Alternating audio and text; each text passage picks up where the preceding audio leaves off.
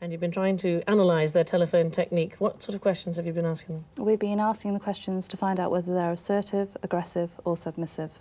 In the main, we need people to be assertive on the telephone, to be in control of the telephone conversation. In a way, it will save money by getting to the point very quickly and completing the telephone call. Talking!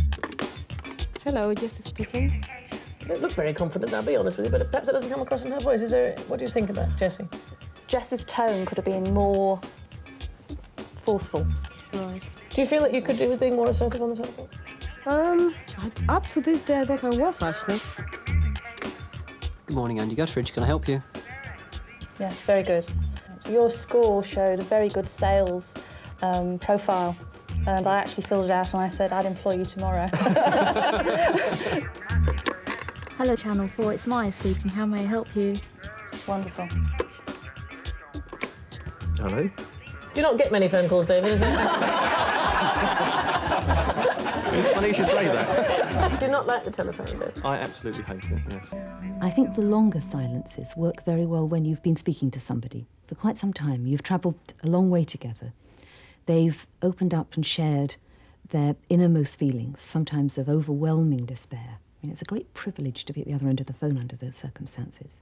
It's very, very important to be interested in what people are saying, or at least to appear to be interested. But I mean, that's quite hard to do. But just to be interested, don't bother having a conversation or trying to open a conversation with someone if you have got not the slightest interest in what they have to say. I have a dream about conversation. I go to the hairdressers and the stylist asks me a question which I actually have to think about before answering. When you first start as a junior as a hairdresser, it's quite difficult to actually get used to being able to talk and relax with a client. The conversations normally involve like small talk when you're shampooing, maybe about the weather, or you're going on holiday. So you've been away this year? Going on holiday this year? So you're going away this year? Have you been away this year? You do get a bit bored of the conversations after a while. You begin to get away from it as you progress in yourself and you become a lot more confident. If it's a regular client, then you know them quite well. You seem to pick up on where you last left off when you last cut the hair. If it's a new client, it's quite difficult because it's normally start off with small talk, maybe about the hair. And normally if someone's lets down their barriers, and you can start to get maybe a bit more sort of personal and, you know, your conversation begins to flow a lot better. So what are you going to do this weekend? What are you doing over the weekend? What are you going to do this weekend? Conversations can get quite personal between you and the client, but you just know when to sort of call it down or stop. Especially sometimes if it's a male client and they're quite sort of open and they can sense that you're quite open as well, they'll start to sort of take it a bit too far, so it's a matter of just like laughing and just ignoring it, you know. I think a lot of male customers do like to have female hairdressers cutting their hair. That there's always a bit of flirting, communication going on between two people. So what are you doing tonight? What are you doing tomorrow? Are you going out tonight? Are you going out anywhere tonight? I used to be quite shy before, but the more people you begin to talk to, you just begin to learn more and just open up. It's just a lot easier to talk to clients and even talk to people out of work as well. Really? Brilliant. Oh yeah, that's good. Oh, that's nice. Oh, that's good. Excellent. Talking. We're going to do another couple of exercises, and what I want to feature on first is just head movement. Simple as that. My mum and dad love my dog very much, and they're looking after my dog right now. Lucky old George. Yes, he's a very happy dog. Do you think that was enough? No! No! Right. Okay. Head movement is a question of degree. I mean, too much and you look like a nodding dog. Too little and you look like an immigrant from the planet Tharg. Either way, communication breaks down. It's very difficult to do it like this. You're still trying to move again? Because I want to go like that and express myself, and I find it very monotonous. I've got a very low voice, so it's very monotonous. Okay. Right, sorry, try again. Okay, so we'll try again. Yeah, so we went on a boat on the Okavango Delta for 3 days and basically caught fish, and I'm moving ahead. And I'm very sorry, camera. I would like you to do now is just to give your faces a bit of a stretch. Just stretch your faces, your own faces, not anybody else's. He's getting very excited over here. Just stretch your faces, please. Okay, up a bit. Well, some of you are very brave here. Some of his lips haven't moved for many years. And now what I'd like you to do is just have a relax of their muscles with a... Ooh, umbrellas. If you can imagine your Thunderbird puppets almost, you're hanging from a string, you're off duty, you're all relaxed, the only bit that's going to move is your mouth. You want to be good at conversation? Relax. Remember your voice and open your mouth. Well, that's a very sexy name, Hart, isn't it?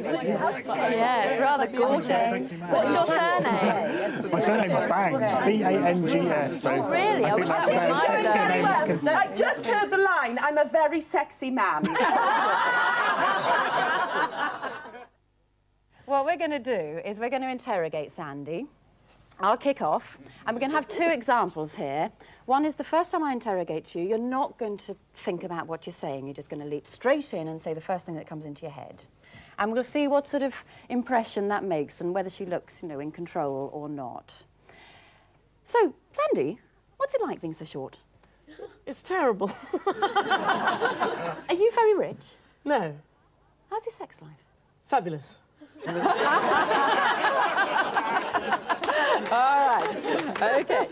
So what we're going to do now, action replay, is that I'd like questions fired. Think of some nasty questions that you've always wanted to ask Sandi, all right? Fire them off.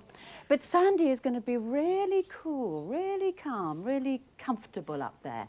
And all you're going to do is think, I pause, I breathe in, so I check my physical response, I get my brain in gear, and when I'm ready, I answer the question when I'm ready. And if you could add one further refinement, depending on how the questions are, just think, I'm helping these people. OK. Okay. Right, as tough as you like. Off you go. Anybody got a question? How much do you earn? I'm very glad you asked me that. It depends on the year. You don't look like you're glad, though. No, I don't.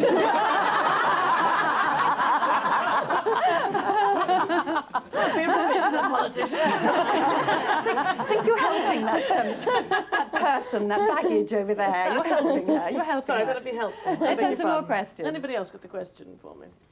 Debbie. So why do you think you're good at your job? Well, I don't necessarily think that I'm good at my job. I can only put it in terms of other people keep asking me to work, and that must mean that they think I'm good at my job. One more question. Can't you afford a bigger jacket? No. OK, all right. Thank you very much indeed. Now, I mean, Sandi was you're all bastards!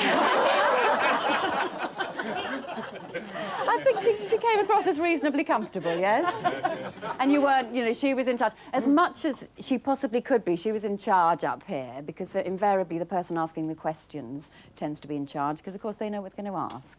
But bearing that in mind... So don't let people interrogate you during conversation. Slow them down by pausing, breathing. Now, the words that we use, conversation is very indirect, isn't it? We don't really say what we want and what we're thinking in conversation. All the time we're sort of getting round it by talking about the weather.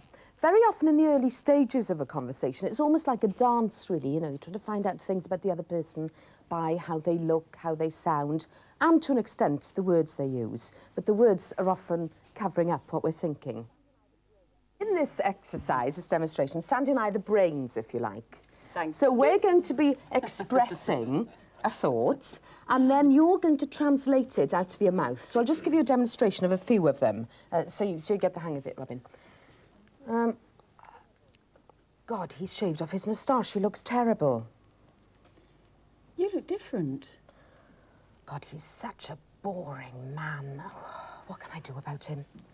I wish I'd arranged lunch instead. We could have done some work in the afternoon.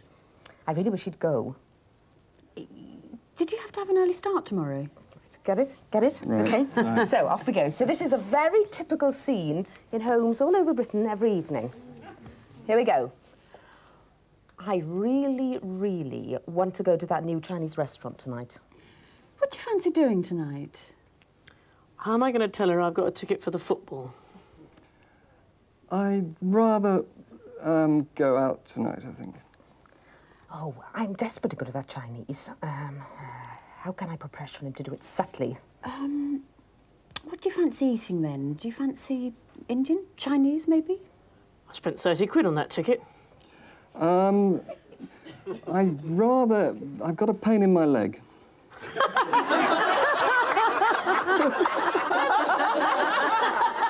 It's important to improve your conversational techniques because it can be a war out there. Oh, hello, I'm Sandy. Have you been here long? Well, no, I just arrived. Are you enjoying yourself? Well, I haven't. I've only just arrived, you see. Have you had any wine? Well, no, if I have wine... Have you known Graham long? Graham? Oh, Graham, he's the one who's having the... Yes, have you known him long? No, I just met him actually at the... How do you feel? Terrible. So how you doing, Meryl? Well, I mean, it's been a bit of a tough week, really, with work and everything. It's been really... I'm not sure my boss likes me, really. Oh, I'm sorry to hear that. Did you want a drink at all? Well, no, I can't, because I've got problems with my liver, you know. It's a bit tough, really, you know. Twiglet?